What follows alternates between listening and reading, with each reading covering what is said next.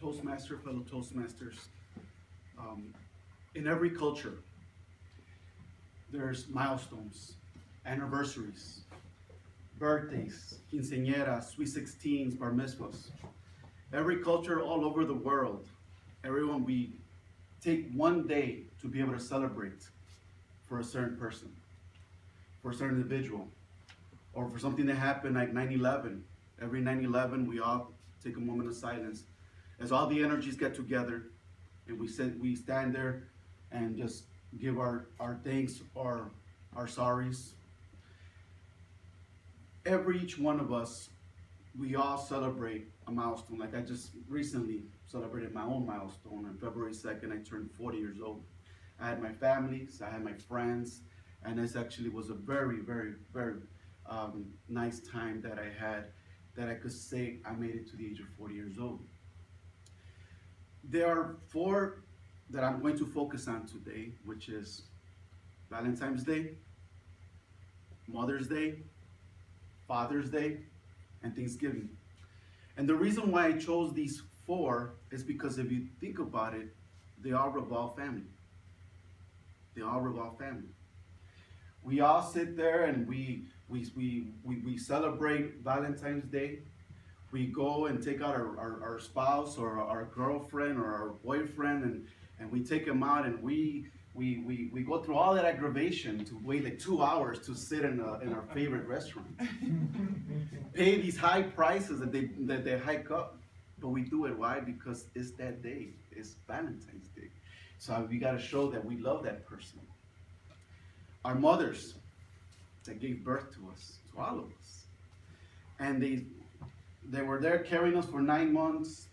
And finally they're up in the doctor's office and they're screaming and hollering and they're with so much pain. But after they give birth to us and they hold us in our arms, they have this unconditional love for us. And it doesn't end there, because it still continues. They are our doctors and our nurses. They're the ones that healed us when we were sick. The ones that washed our clothes and made us look really nice and presentable when we go to school. The ones that we be able to, that we were hungry. We had no food in the refrigerator, but guess what? She'll make something up, to fill our bellies. Our fathers. Our fathers is the one that gave us discipline. That when we were heartbroken, he was there. Don't worry, son. I felt it too. The ones that was in the sidelines and looking at and looking at us playing little league baseball or football or soccer and cheering us on. And maybe some fathers would kind of rough with us, right? Screaming, "What the hell's your problem?" But others will say, "Oh, it's okay, son. It's okay, daughter. You'll get them next time." Thanksgiving. Thanksgiving is a time when family get together. They all sit down. You see your brother, your sister, your niece, your nephews, your grandfather, your mother, your father. Everybody's all in one place, and you see the woman right there cooking, making the turkey, and be able to do all the nice sides while the men are sitting with their beer watching their game. And then after we all eat, we go and play some football, and after that, all the men sit there and take a little nap, right? That's very important. Those are just days. But what really, I'm not against it, but what happens to the other 364 days? The 364 days that, many of us are very, always working, tired, frustrated, working with office politics or working with our hands or so forth, and we get home and we don't even have time to give a kiss to our wife or to our husband and say that you appreciate them. Because we're constantly at work. Or sometimes, we're so busy with our families and our children, and we're so and so busy at work that sometimes we tend to forget to call the one that gave birth to us and say, "Hey, Mom, how are you doing today?" I was one of them that was when I was a very young father. I was busy working, trying to make a living, taking care of my ex-wife and taking care of my son. And there was times that I wouldn't even call my mother, and she would call me. She was like, "Son, why don't you call me? What's going on?" "Oh, I'm sorry, Mom. I'm trying to get up there right now. I can't do it."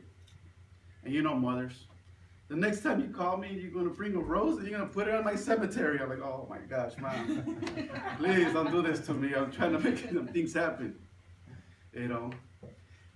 What we have to understand, and what our fathers, sometimes we gotta call our fathers too. Hey, how's mom doing? How's this? Or sometimes we don't see our brothers and our sisters, you know, that, we only do it on one day.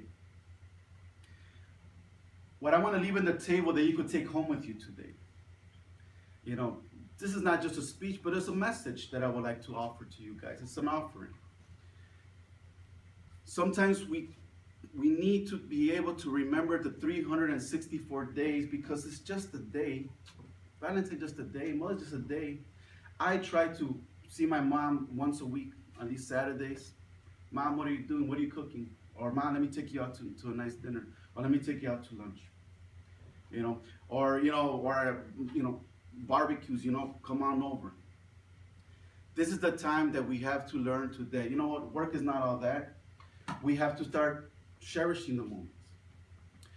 To close, right now, guys, when you get home and you see your wife washing dishes and so forth, reach over and give her a nice hug and give her a kiss and tell her how much you appreciate it. The next day, send a nice text. I'm thinking about you. Who knows? You might get lucky tonight if you do it right, right? Call your mom on the way. Hey, mom. Hey, how are you doing? Dad, how are you doing? But my mom, my dad are not living right now. It's okay. If you believe and you send it out to the heavens, you'll feel a shiver coming to you. And guess what? Right now, summer's right on the corner. It's time to charge up the grill. Put the grill on. Invite your brothers, invite your sisters, invite your mom, your dad. Treat them for a nice steak or a nice hot dog or a cheeseburger. At the end of the day, my fellow Toastmasters, it's just a day. The question is, what are you going to do with your 364 days? Thank you very much.